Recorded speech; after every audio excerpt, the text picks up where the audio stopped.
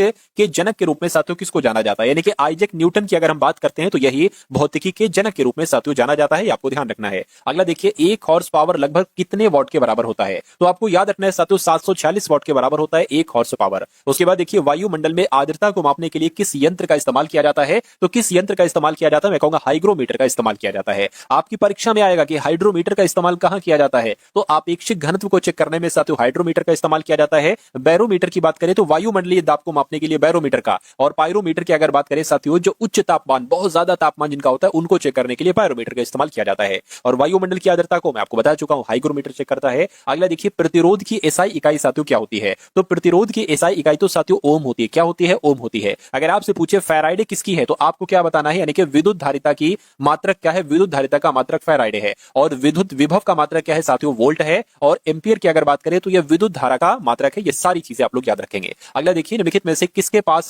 गुरुत्वाकर्षण नहीं होता है, तो अगर बात करते हैं किसके पास नहीं है, देखिए पृथ्वी, शनि, शुक्र, शनि के सबके पास है लेकिन कृत्रिम उपग्रह के पास नहीं है। अगला देखिए, तरंग दैर्घ्य की इकाई क्या होती है, मुझे बताइए। तो तरंग दैर्घ्य की इकाई आपसे यहां पर कुल मिला के पूछी जा रही है, मुझे बताइए। तो आपका जवाब मीटर होना चाहिए, आंसर आपका डी है। अगला देखिए, ध्वनि निम्नलिखित में से किस माध्यम में यात्रा नहीं कर सकती है, फटाफट बताइए। देखिए, ध्वनि को यात्रा करने के लिए किसी माध्यम की जरूरत होती है। अब चाहे साथियों वो ठोस हो, द्रव हो, गैस हो, ये निर्वात में साथियों यात्रा नहीं करती। अब नहीं करती है तो यही आपका जवाब हो जाएगा। स्पष्ट आकाश का नीला रंग किसके कारण होता है, मुझे बताइए। तो किसके कारण होता है साथियों, प्रकाश के फैलाव की वजह से होता है, प्रकाश का फैलाव, यानी कि ऑप्शन नंबर बी आपके सवाल का बिल्कुल सही जवाब हो जाएगा। उसके बाद देखिए, अगला सवाल आपकी स्क्रीन पर, निकट दृष्टि वाले लोगों द्वारा प्रयुक्त लेंस कौन सा है, यानी कि निकट दृष्टि से दोष से जो पीड़ित लोग होते हैं वो कौन सा लेंस इस्तेमाल करते हैं, और जो दूर दृष्टि वाले लोग होते हैं वो कौन सा लेंस इस्तेमाल करते हैं। उससे पहले साथियों मैं आपको यहां पर बता देना चाहता हूं कि अगर आप अपनी आरआरबी ग्रुप डी के पेपर को साथियों 100% क्रैक करना चाहते हैं तो कुछ पीडीएफ आपके लिए साथियों तैयार की गई है। इस पीडीएफ को अगर आप देख लेते हैं तो आपका ये पेपर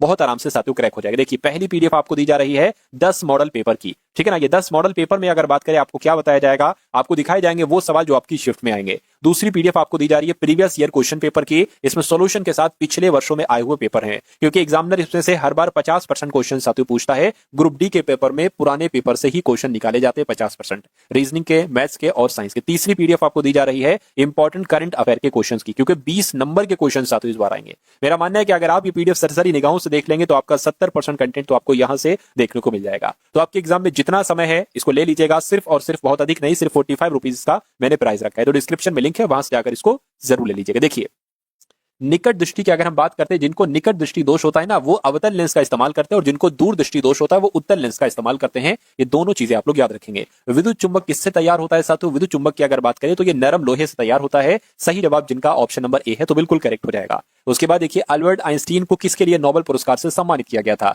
तो इनको साथियों फोटो इलेक्ट्रिक प्रभाव के नियम की वजह से दिया गया था। मैं कहूंगा बिल्कुल सही जवाब आपका ऑप्शन नंबर ए होगा। अगला देखिए, न्यूक्लियर बम बनाने के लिए इनमें से किसका उपयोग किया जाता है, तो न्यूक्लियर बम बनाने के लिए तो जिर्कोनियम नहीं साथियों, यूरेनियम का इस्तेमाल किया जाता है। यूरेनियम आपका जवाब हो जाएगा। एक्सरे का आविष्कार साथियों किसके द्वारा किया गया था, तो आपको याद रखना है रोंटिजन के द्वारा ही साथियों एक्सरे का आविष्कार किया गया था, यानी कि विलियम के रोंटिजन के द्वारा एक्सरे का आविष्कार किया गया था। अगला देखिए, निम्नलिखित में से कौन सी वह पहली मिसाइल है जिसे भारत में विकसित किया गया था। ये बहुत इंपॉर्टेंट क्वेश्चन है, आपकी परीक्षा में साथियों आपसे पूछा जाएगा। आप लोग याद रखेंगे, पृथ्वी आपका जवाब यहां पर हो जाएगा। अगला देखिए, भारी जल की खोज साथियों किसके द्वारा की गई थी, तो भारी जल की खोज की अगर बात करते हैं साथियों किसके द्वारा की गई थी, यूरे के द्वारा की गई थी। आंसर आपका डी है। अगला सवाल देखिए, एक्सरे की खोज किसने की थी, अगर बात करते हैं साथियों एक्सरे की खोज, तो अभी मैंने आपको बताया था रोंटिजन के द्वारा ही साथियों एक्सरे की खोज की गई थी। अगला सवाल है कि नॉन स्टिक खाना पकाने के बर्तन टेफ्लॉन से लेपित होते हैं, या साथियों अगर बात करते हैं पीवीसी से, काले रंग से, तो मैं कहूंगा टेफ्लॉन से लेपित होते हैं। सही जवाब जिनका भी ऑप्शन नंबर बी के साथ है, तो बिल्कुल करेक्ट है। निम्नलिखित में से कौन सा रासायनिक परिवर्तन, साथियों रासायनिक परिवर्तन आपसे पूछा जा रहा है, मैं कहूंगा जो पटाखों का जलना, मैग्नीशियम का तार गर्म होना, कपड़े सुखाना, पानी में चीनी का घुलना। तो जो पटाखों का जलना है ये एक रासायनिक परिवर्तन है, ये आप लोग साथियों आपको यहाँ पर मालूम होना चाहिए। अच्छा, पानी का चीनी में घुलना ये भौतिक परिवर्तन है, कपड़े सुखाना भौतिक परिवर्तन है, मैग्नीशियम तार का गर्म होना ये भौतिक परिवर्तन है। इलेक्ट्रॉन की खोज की अगर बात करें किसके द्वारा की गई थी, आपको मालूम होना चाहिए साथियों, गोल्डस्टीन की अगर बात करें इनके द्वारा प्रोटॉन की खोज की गई थी। किसकी, प्रोटॉन की खोज की गई थी, है ना। और नामकरण प्रोटॉन का जो किया था वो रदरफोर्ड के द्वारा किया गया था। उसके अलावा चैडविक की अगर बात करते हैं साथियों, चैडविक ने किसकी खोज की थी, तो चैडविक ने न्यूट्रॉन की खोज की गई थी, ये भी आपको याद रखना है। उसके अलावा अगर बात करते हैं साथियों यहाँ पर इलेक्ट्रॉन की खोज किसके द्वारा की गई थी, तो जे थॉमसन के द्वारा इलेक्ट्रॉन की खोज की गई थी, आपको यहां पर साथियों याद रखना है। नाभिक के खोजकर्ता की अगर बात करें तो ये रदरफोर्ड है। तो ये चारों आप लोग याद रखेंगे। अगला सवाल आपकी स्क्रीन पर है, आधुनिक परमाणु सिद्धांत तैयार किया था, किसने तैयार किया था? तो मैं कहूंगा जॉन डाल्टन के द्वारा तैयार किया गया था। साथियों अगर आपने अभी तक इस वीडियो को लाइक नहीं किया तो वीडियो को लाइक कर दीजिए। चैनल पर अगर आप लोग नए हैं तो चैनल को भी साथियों तुरंत आप लोग सब्सक्राइब कर लीजिए। मैं आपको इतना पढ़ा दूंगा कि अगर आप साथियों यहां से पढ़कर अपने पेपर को देने चले जाते हैं तो आपका पेपर कम से कम क्रैक हो जाए। बहुत कम पढ़ाता हूं, बहुत अधिक नहीं, कम पढ़ाता हूं, लेकिन वही पढ़ाता हूं जो आपकी परीक्षा में सीधा सीधा साथियों पूछा जाता है। तो हजारों लोग साथियों सिलेक्शन ले चुके हैं टारगेट सिलेक्शन से पढ़कर, और अब अगला अगला नंबर साथियों आपका है। अगर आप ईमानदारी के साथ पढ़ते हैं तो मेरा मानना है आपका भी सिलेक्शन हो जाएगा साथियों इस भर्ती में। लेकिन जितनी भी क्लासेस मैं आपको दूं, जब तक आपका साथियों पेपर नहीं हो जाता, जब तक वो क्लासेस आपको लेते रहना है। और आप कमेंट सेक्शन में एक बार बता दीजिए कि आपका पेपर आखिर किस डेट में साथियों पढ़ रहा है, कौन सी डेट कौन सी डेट, ये आप लोग साथियों कमेंट सेक्शन में मुझे जरूर बताइएगा। इलेक्ट्रॉन त्यागने की प्रवृत्ति को साथियों क्या कहा जाता है? तो इसको ऑक्सीकरण कहा जाता है। क्या? इसको ऑक्सीकरण कहा जाता है। अगला सवाल देखिए, ब्लीचिंग पाउडर का रासायनिक साथियों नाम क्या है, आपको बताना है। तो कैल्शियम सल्फेट है, नहीं, कैल्शियम ऑक्सीक्लोराइड है, बिल्कुल सही साथियों। ब्लीचिंग पाउडर का रासायनिक नाम कैल्शियम ऑक्सीक्लोराइड है, ये आपको साथियों मालूम होना चाहिए, ठीक है ना। अच्छा, यहाँ पर कैल्शियम सल्फेट की अगर बात करें तो ये जिप्सम का रासायनिक नाम है। किसका? ये साथियों जिप्सम का रासायनिक नाम है, ये आपको ध्यान रखना है। और सोडियम क्लोराइड की अगर बात करते हैं साथियों, सोडियम क्लोराइड ये साधारण नमक का रासायनिक नाम है। क्या साथियों? साधारण नमक का रासायनिक नाम है, आप लोग याद रखेंगे।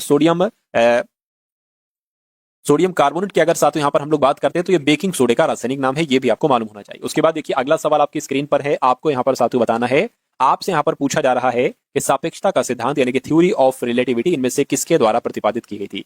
तो किसके द्वारा साथियों? आइंस्टीन के द्वारा प्रतिपादित की गई थी। आंसर आपका ऑप्शन नंबर बी होगा। अगला देखिए करके, जल में हाइड्रोजन और ऑक्सीजन का अनुपात भार के अनुसार साथियों क्या होता है? तो मैं कह सकता हूं साथियों 1:8 होता है, ये आपको ध्यान रखना है। आंसर आपका जो जाएगा वो ऑप्शन नंबर डी के साथ जाएगा। जल में अगर हाइड्रोजन 1 है तो ऑक्सीजन का अनुपात भार का 8 होगा। अगला देखिए, हास्य गैस इसमें से साथियों कौन सी है? लाफिंग गैस के बारे में आपसे पूछा जा रहा है। इसका सूत्र N2O है, यानी कि इसको नाइट्रस ऑक्साइड कहा जाता है। नाइट्रस ऑक्साइड कहां पर लिखा हुआ है? ऑप्शन नंबर डी में लिखा हुआ है। उसके बाद देखिए, नींबू में एसिड पाया जाता है। तो नींबू में भैया कौन सा एसिड पाया जाता है? लैक्टिक एसिड की अगर बात करते हैं तो ये तो साथियों दूध में पाया जाता है। मॉलिक एसिड की बात करते हैं तो ये साथियों सेब में पाया जाता है। साइट्रिक एसिड की अगर बात करते हैं साथियों, ये नींबू में पाया जाता है। बिल्कुल सही जवाब, आपका आंसर ऑप्शन नंबर सी होगा। और टार्टिक एसिड की बात करें तो ये साथियों इमली में पाया जाता है। इतनी चीजें आप लोग याद रखेंगे। उसके बाद देखिए, इनमें से कौन सा लोहे का सबसे शुद्ध रूप है? तो लोहे का जो सबसे शुद्ध रूप होता है, इसको गड़ा हुआ लोहा भी कहते हैं, इसको पिटवा लोहा भी कहते हैं। तो पिटवा लोहा यहां पर लिखा हुआ है, इसलिए आंसर आपका ऑप्शन नंबर साथियों ए हो जाएगा, ठीक है ना। और जो लोहे की शुद्धता होती है उसमें कार्बन की मात्रा के आधार पर साथियों इसको देखा जाता है। जितनी कार्बन की मात्रा उस हिसाब से लोहे की शुद्धता देखी जाती है। निम्नलिखित में से कौन सी धातु मानव ने सबसे पहले साथियों प्रयुक्त की थी, मुझे बताइए। तो मैं कहूंगा मानव द्वारा सबसे पहले जो धातु इस्तेमाल की गई थी वो तांबा थी। क्या थी साथियों? वो तांबा थी, ये आपको ध्यान रखना है। उसके बाद देखिए अगला सवाल, जंग लगने पर लोहे का भार का क्या होता है? बढ़ता है, घटता है? मैं कहूंगा साथियों बढ़ जाता है।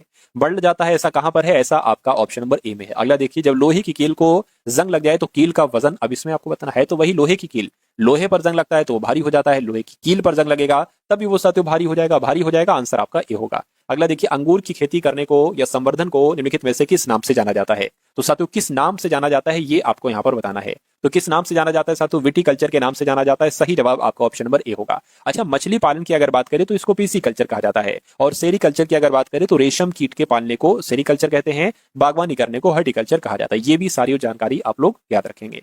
ऑर्निथोलॉजी का संबंध साथियों किससे है, मुझे बताइए। ऑर्निथोलॉजी बताइए। देखिए अगर बात करते हैं साथियों पक्षियों के अध्ययन को क्या कहा जाता है, तो पक्षियों के अध्ययन को ऑर्निथोलॉजी कहा जाता है। ये बात आपको ध्यान रखना है। भूकंप के अध्ययन को क्या कहा जाता है, आपसे अक्सर सवाल पूछा जाता है, तो सिस्मोलॉजी कहते हैं भूकंप के अध्ययन को। कोशिका में इनमें से कौन सी पाचन थैली कहलाई जाती है? तो कौन सी साथियों? लाइसोसोम कहलाई जाती है। मैं कहूंगा बिल्कुल सही जवाब आपका जाएगा वो ऑप्शन नंबर साथियों डी के साथ जाएगा। अगला सवाल देखिए आपकी स्क्रीन पर है साथियों, इन सवालों को आपके लिए देखते जाइए क्योंकि ये सबसे संभावित सवाल हैं जो परीक्षा के लिए साथियों अति महत्वपूर्ण है ना। क्लास को लाइक नहीं किया तो क्लास को लाइक कर दीजिएगा। चैनल पर अगर नए हैं तो चैनल को सब्सक्राइब कर दीजिएगा।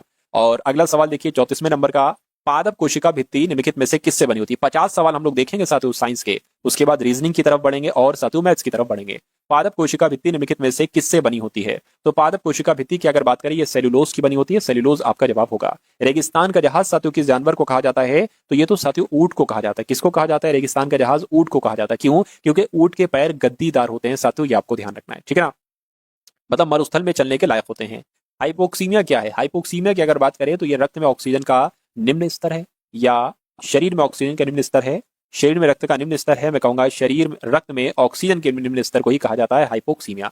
उसके बाद देखिए रक्त का पीएच मान साथियों कितना होता है, तो रक्त के पीएच मान की अगर बात करें तो साथियों 7.4 होता है रक्त का पीएच मान। उसके बाद देखिए अगला सवाल, रक्त समूह ओ कहलाया जाता है, तो रक्त समूह ओ की अगर बात करें इसको सार्वजनिक दाता कहा जाता है। क्या कहा जाता है? सार्वजनिक दाता कहा जाता है। और रक्त समूह एबी को क्या कहा जाता है? सार्वजनिक ग्राही कहा जाता है। रक्त समूह की खोज कब की गई थी? 1900 में की गई थी। किसके द्वारा? कार्ल लैंडस्टीनर के द्वारा साथियों इसकी खोज की गई थी। ये आपको यहाँ पर ध्यान रखना है, ठीक है ना। चलिए, मानव शरीर में रक्त बैंक को क्या कहा जाता है? यानी कि प्लीहा कहते हैं रक्त बैंक। मानव शरीर का रक्त बैंक किसको कहा जाता है? प्लीहा को, यकृत को, हृदय को, किडनी को? मैं कहूंगा साथियों प्लीहा को कहा जाता है। ये आपको ध्यान रखना है, आंसर आपका ए होगा।